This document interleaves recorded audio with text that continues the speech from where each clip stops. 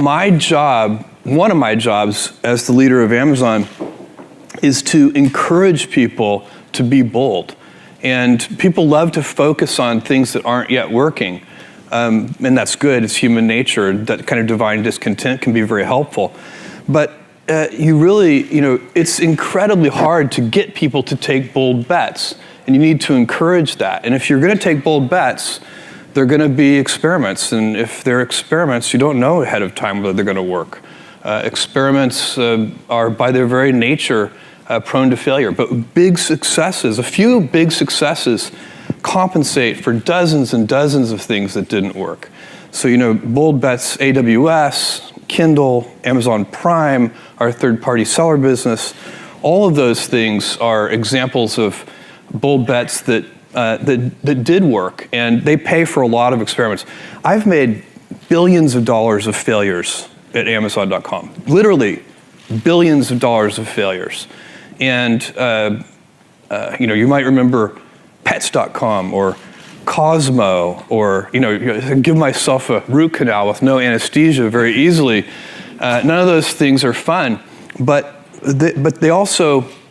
they don't matter. What really matters is companies that don't continue to experiment, companies that don't embrace failure, they eventually get in a desperate position where the only thing they can do is make a kind of Hail Mary bet at the very end of their corporate existence.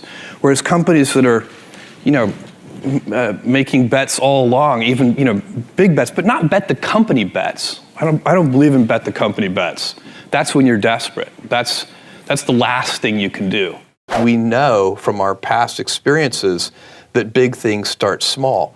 The biggest oak starts from an acorn, and you've got to recognize, if you want to do anything new, you've got to be willing to let that acorn grow into a little sapling and then finally into a small tree, and maybe one day it'll be a big business on its own. And in fact, that's one of the mottos for one of your initiatives, and forgive my pronunciation of the Latin, but Gradatim ferociously. What does that mean to you? Well, it means step by step ferociously. And it's the motto for Blue Origin. Basically, you can't skip steps. You have to put one foot in front of the other. Things take time. There are no shortcuts. But you want to do those steps with, passion and ferocity. I think probably our most important piece of intellectual property is our brand name.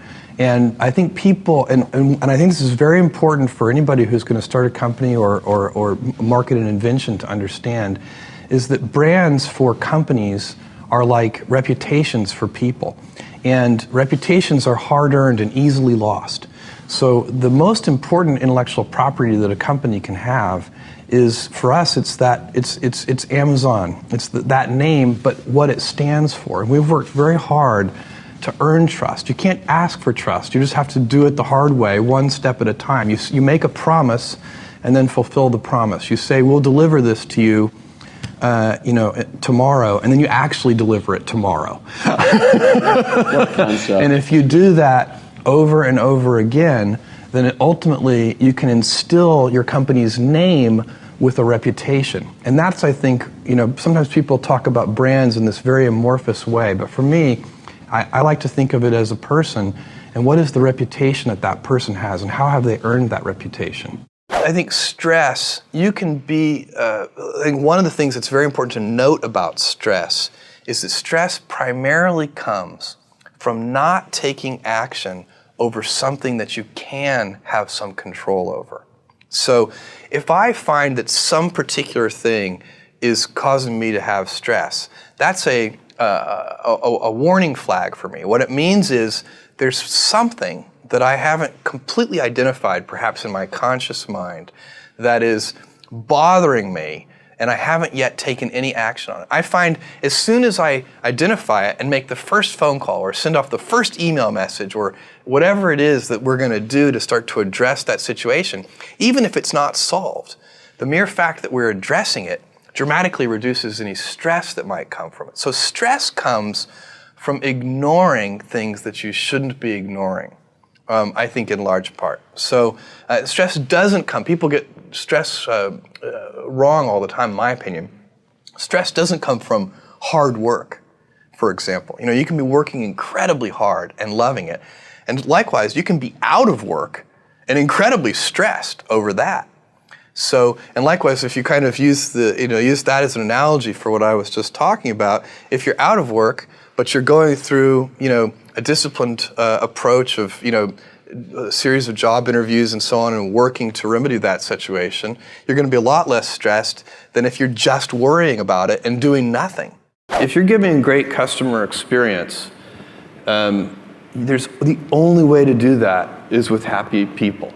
You can't do it with a set of miserable people, watching the clock all day. So does that include work-life balance and all those things? Yes, but I teach 3 leadership classes a year at Amazon. I'm a part of it. They're bigger classes, but I come in and teach a session.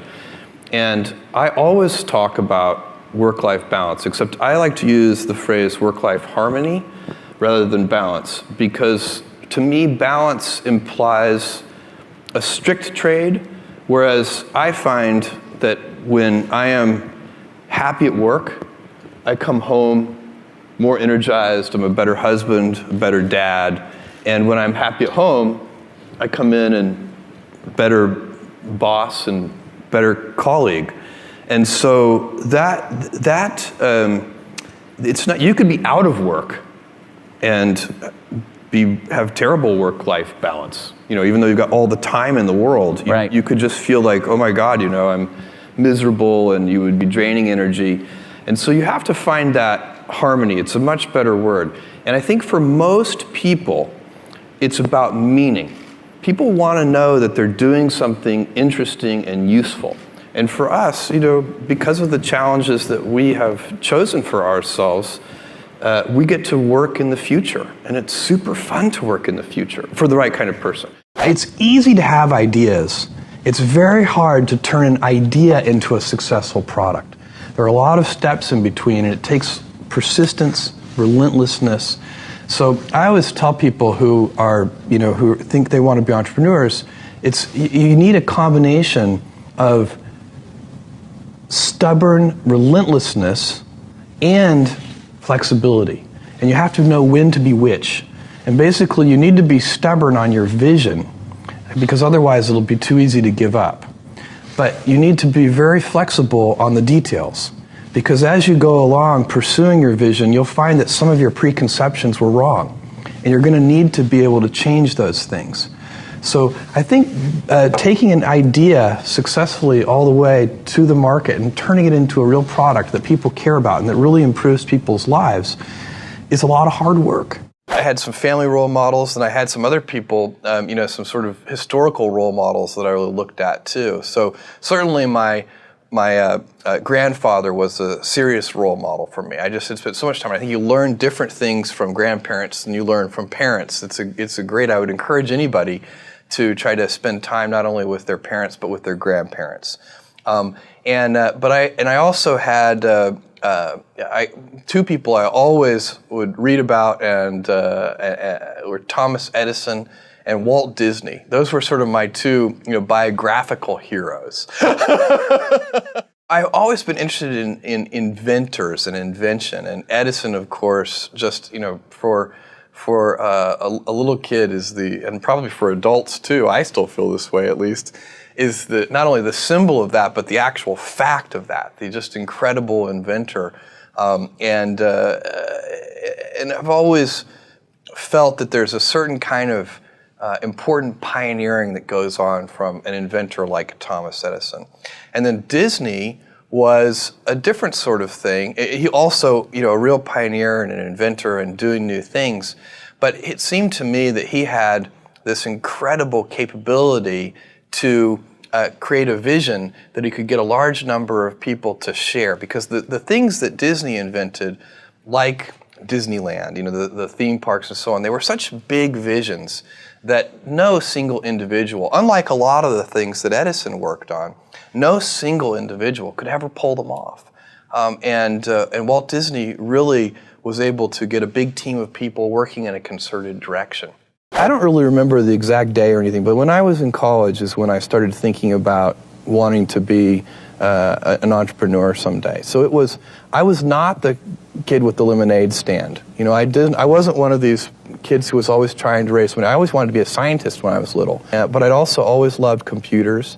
I was lucky because at my age this is unusual to have access to a mainframe computer from my elementary school when I was in 4th grade, and quickly learned that there was a pre-programmed Star Trek game on that computer, and then I never did anything except play Star Trek with the computer. So I don't know how formative that was. It certainly helped my Star Trek knowledge considerably. But I've always loved computers. Somewhere in college, I started watching some of the people who were like setting up, college pizza delivery services and, the core entrepreneurs, and thinking, this looks like a really fun thing to do. I think it's the very rare idea that can be done by a single individual. Almost everything that is going to change the world, solve a problem, improve something, these are usually big efforts, and they require, a team working together to really get something important done. And that has been the story of Amazon.com. At every step along the way, we've had a team here that is making this work. I mean, I don't know, even at the smallest scale, you have to figure out how to get help from your friends, from your family members, from people that you can hire in those early days. I think without that, it would never work. Do something you're very passionate about, and don't try to chase what is kind of the hot passion of the day. I think we actually saw this. I think you see it all over the place in many different contexts, but I think we saw it in the internet world quite a bit, where at the sort of peak of the sort of internet mania in, say, 1999, you found people who were very passionate about something. They kind of left that job and decided, I'm going to do something in the internet, because it's it was almost like the 1849 gold rush in a way. I mean, you find that people, if you go back and study the history of the 1849 gold rush, you find that at that time everybody who was within shouting distance of California was, they might have been a doctor, but they quit being a doctor and they started panning for gold. And that almost never works. And even if it does work, according to some metric, financial success or whatever it might be, I suspect it leaves you ultimately unsatisfied. So you really need to be very clear with yourself. And I think one of the best ways to do that is this notion of projecting yourself forward to age 80, looking back on your life and trying to make sure you've minimized the number of regrets you have. That works for career decisions. It works for family decisions. Do you want? I have a 14-month-old son, and it's very easy for me to, if I think about myself when I'm 80, I know I want to watch that little guy grow up. And so I don't want to be 80 and think, shoot, I missed that whole thing, and I don't have the kind of relationship with my son that I wished I had, and so on and so on. So if you think about that, so I guess another thing that I would recommend to people is that they always take a long-term point of view. And I think this is something about which there's a lot of controversy. There's a lot of people, and I'm just not one of them, believe that you should live for the now. I think what you do is you think about the great expanse of time ahead of you and try to make sure that you're planning for that in a way that's going to leave you ultimately satisfied. So this is the way it works for me. And I mean, everybody needs to find that for themselves. So I think there are a lot of paths to satisfaction, and you need to find one that works for you.